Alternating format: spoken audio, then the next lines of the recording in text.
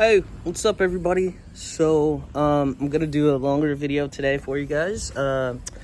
It's gonna be, about Love is Blind and just some observations I've been making over the last, let's see, like 3 or 4 years, maybe. This is gonna be a little bit controversial because I don't think a whole lot of people share my same opinion, or maybe they do but they're just afraid to say it, or maybe they think it but they don't know how to say it. Anyways, just to give you a quick thing, I'm on my roof right now. If you wondering why I'm always wearing sunglasses, because it's bright as hell out here. I'm in Playa del Carmen, Mexico. It's always sunny like every day. And so I just use this. These are prescription sunglasses, so I use them to protect my eyes. For those of you that don't know me, my vision's actually really bad, and so I need eyeball protection or whatever. So, anyways, let's go ahead and get into it. So, season 9, episode 12 of Love is Blind was the season finale. I watched the whole season. I hope you guys watched it too, so you know what I'm talking about. And I'm going straight off the dome with this. I didn't take notes. I didn't write anything down, so it's gonna be coming from my memory. And yeah, my short-term memory is not that good. So, basically, so it starts off with Ali and Anton, and their whole wedding situation, and they're about to get married and shit, right? I felt really bad for Anton in this episode. You can tell he's pretty much like a good guy. Like, he's got a good heart. Yeah, maybe he likes to party a little bit, but who the hell cares? I mean, there could be worse things in life, right? So Ali and her friends, they're sitting in some, like, I don't know, like a lot, because they're in Denver. The whole season takes place in Denver, so they're in some like mountain lodge type thing or whatever. And her friends are all talking like, oh, do you think he makes enough money for you? Do you think he's able to support you on his truck driver salary and all this other stuff? And she was just like, yeah, I don't know, like, blah, blah, blah, blah. And, like, they're basically just talking really bad about him and how he's just, like, a blue-collar worker and he makes, like, an average truck driver salary, which truck drivers make a lot of money, and there's a way to make a lot of money as a truck driver. If you do it smart, like, you could be like a millionaire. But anyways, it doesn't matter, like, and this is gonna get me into the point of the controversial part of the video, right? Because, alright, here's what I'm gonna say. So, you know how everyone talks about, like, how there's toxic masculinity, right? Well, I think there is a such thing as toxic femininity too. And I'm going to show you why, because when you watch this scene with Ali and her girlfriends and they're talking about how much money Anton makes and everything like that, it's like, what, like, where's the substance? Like, where is the real true value? And, like, what does Ali bring to the table besides mediocre looks? Like, I don't even think she's that pretty of a girl. Like, she's not the kind of girl, like, prettiness wise, that I would, like, drop all my, like, everything for and, like, spend my whole money on. You know what I'm saying? So, like, she has this idea in her head, though, because of, like, I guess, like, Western standards on beauty or whatever, that she has this, like, pretty privilege that she's, like, somebody should wait on her hand and foot, and that she doesn't need to cook, she doesn't need to clean, she doesn't need anything, she just needs Botox and a man to take care of her. I'm sorry, but, like, I'm not a dude and I don't have a penis or anything like that, but I am attracted to women, and there's nothing to me that's attractive about that. Like, nothing at all. And I don't really even feel like a lot of men are even attracted to that. So, anyways, she goes through the whole thing. She puts her, what's the thing that goes on top of your head? The veil or whatever? The veil. She's got this long ass, it's like I think it was like a 15 feet long. Like, the rest of her, like, there's the dress part and then there's like the rest of it. I don't know what that shit's called, but it was like 15 feet. She puts on this long big thing, and then she goes to the altar, and you can tell, like, Anton and his mom had a really good conversation before we get to that. Anton and his mom had a really, really good conversation, and his mom was basically like, you should meet a woman who's in love with your soul. I think that's really, really good advice. Because like I said before, you could tell Anton is like a good, decent guy, like, at least in my opinion. But so anyways, they go do the whole thing. They get up to the altar, and then you could tell Anton was really, really stressed out. Like, he was like really, really like nervous, and just, he knew like the kind of big decision he was making. But he goes, they said the thing or whatever, and so he says, yes I will, or yes I do, or whatever it is. And then it's her turn, and she's like, no, I can't marry you. And then she starts crying and like running away and stuff like that, and like all of her friends are like, slay queen, like your like intuition can never be wrong, your heart can never be wrong. And I'm gonna be the first one to tell you that that's a bunch of bullshit. And that's another lie that women keep telling each other in themselves, is like they're always backing each other up on these shitty decisions that they make, and like, it's not cool, it's not healthy, it's toxic femininity. And I think in general in society, like, we need to get better at that as a group of people, not just like man or woman or whatever, but like as a society, like, we need to stop like creating this echo chamber of like toxic, like manipulative, like victimizing ourselves type of behavior, right? Because we're not doing ourselves any favors when we're doing that, right? So boom, so we get through that one. That was the hardest one for me to watch. So then we get to Calibria and Edmund. And the one thing that really bothered me about Edmund, is that he kept calling her Calabria. So you guys let me know, is it Calibria or is it Calabria? Because she spells her name Kallybriah. And as far as I know, there's nothing in the English language that when you have an L and a Y next to each other, it turns into an ah sound. So maybe, I don't know. I mean, I am pretty smart, but I'm pretty sure he was just saying her name wrong the entire time. So it's like, how can you marry a woman you don't even know how to say her name right? And I've dated women with like some complicated names before, and I promise you, like, that was one of the most important things to me, was like making sure I knew how to pronounce that woman's name correctly. So, God, as you guys can tell, they pretty much worked me up this entire episode. But so anyways, they're doing their thing. Edmund, well, first of all, I knew Calibria wasn't about to get married because the way she showed up to the thing, she wasn't dressed up at all. Like, she wasn't like looking like it was like it's gonna be a serious day for her. So I was like, she's definitely saying no at the altar. Edmund, he looked pretty nice. Like, I will give Edmund one thing, and he can dress. Like, he's got style. I don't care for the pig thing.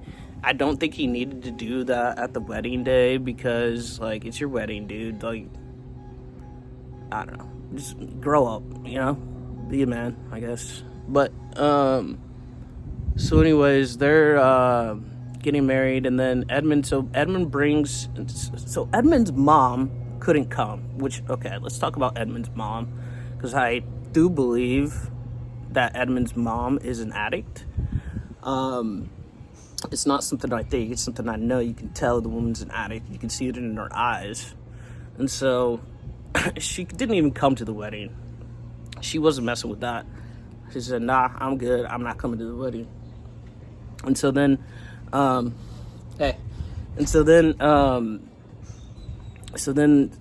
Calibria's there, and then so Edmund brings his teacher, like I think it was his 5th grade teacher, And shout out to all the teachers out there.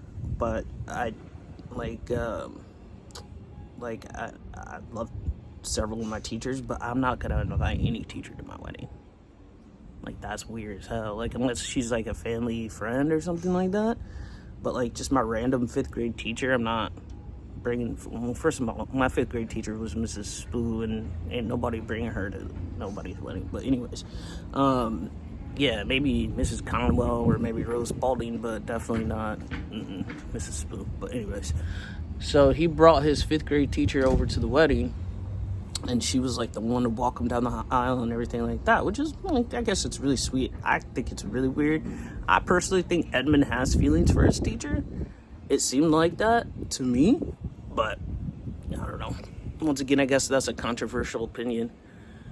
And so then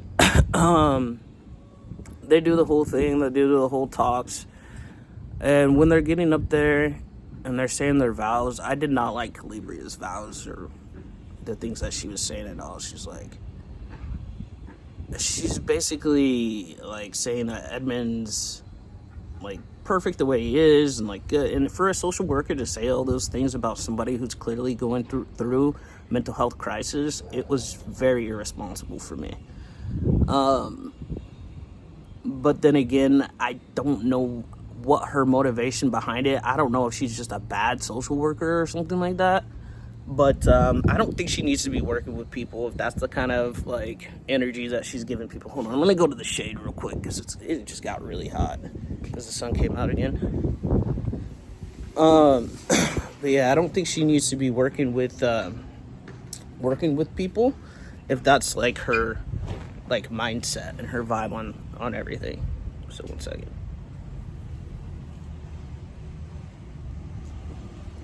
So she's basically saying, basically to me, what she was saying is that she didn't want to marry Edmund, but she wants to like have like a hookup situation with Edmund.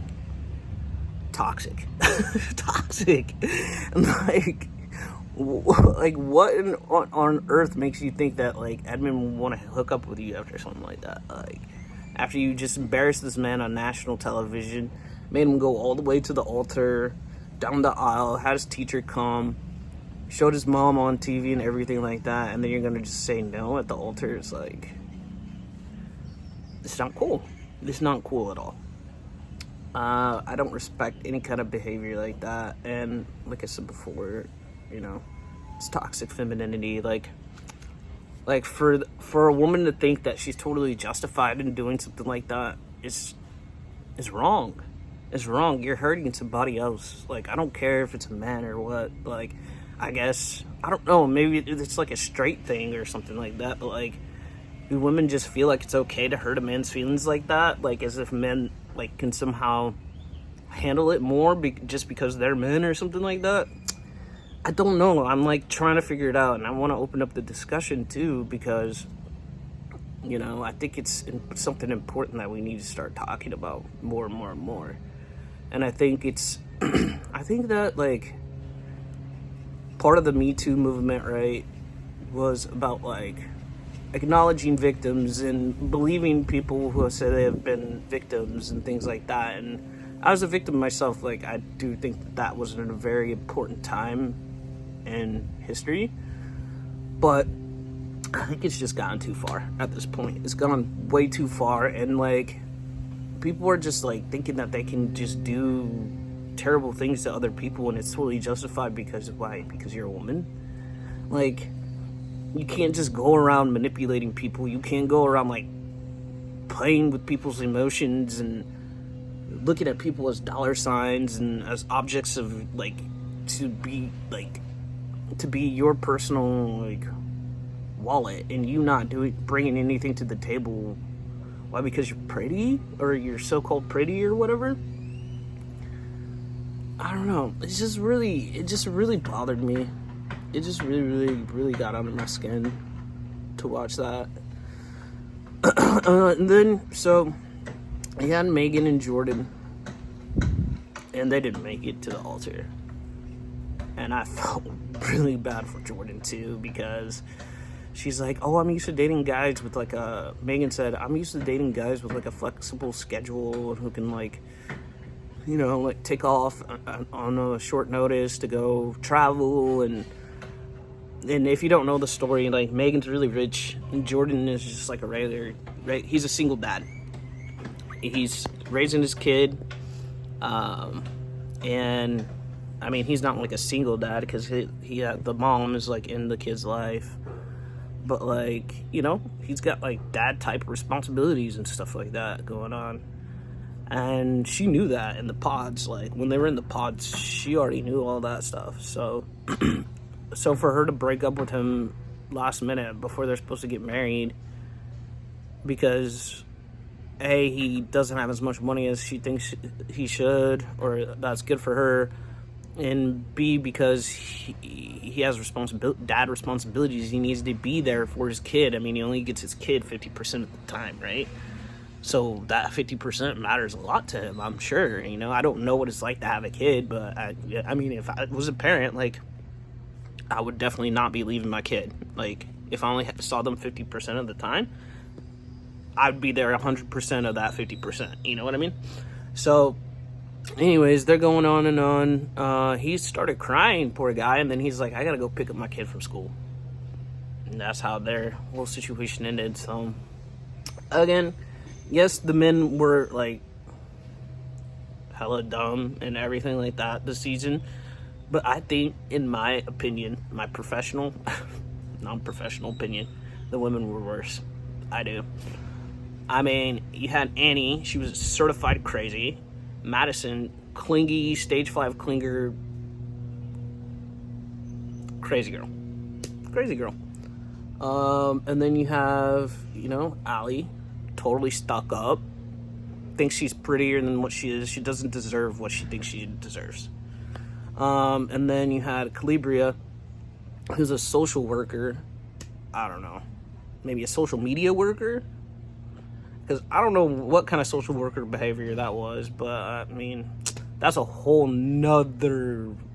other subject I can get into about just how social workers and so-called therapists, they need the most work. They need the most help. They do. Y'all do. Y'all need to go seek professional guidance of some other kind of therapy or something like that. Or maybe you just need to have fun. And I don't know. I don't know what it is, but y'all are some of the most messed up people I've ever met in my entire life. Like, I haven't met one person who's in that field that is like a good person. Like, actually. So for you to claim that you're helping other people be better people, you need to help yourself. You need to help yourself. And you need something deeper than whatever therapy it is that you guys are giving, because that is not working. That is not working. That's my other controversial point. I think therapy is a scam. I think it's a total scam. And I've been in sales for like a majority of my career, so I know a scam when I see one. I know when a scam. And that is a scam. It's a straight up scam. You sit there for an hour, you talk to them. They only ask questions. They never answer questions. They never say anything, really. They just, how does that make you feel? It's like, what do you mean? Like, I don't care how it makes me feel, you know? So, anyways, it was just a lot of that. And I think that, yeah, social media has a whole, like a grip on our, like, capacity to mentally, like, critically analyze things, right? Because everybody's afraid, oh, I don't want to get canceled, cancel culture, this, that, and the other. Cancel culture is canceled, in my opinion. Everybody say and do exactly how you feel, because that's how you're going to get to know somebody for real. That's how you get to know somebody for real. Other than that, okay, let's talk about something, like, happy, I guess.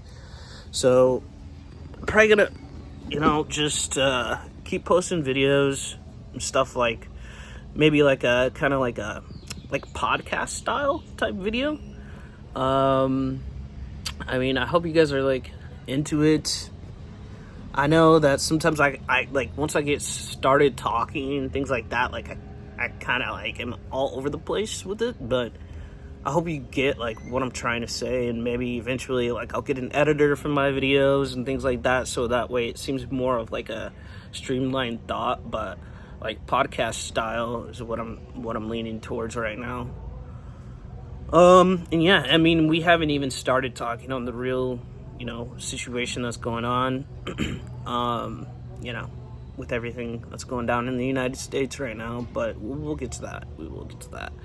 I just really, maybe it's because I'm going through something personal right now, but I just really needed to talk about toxic femininity and the way it showed itself on Love is Blind this season.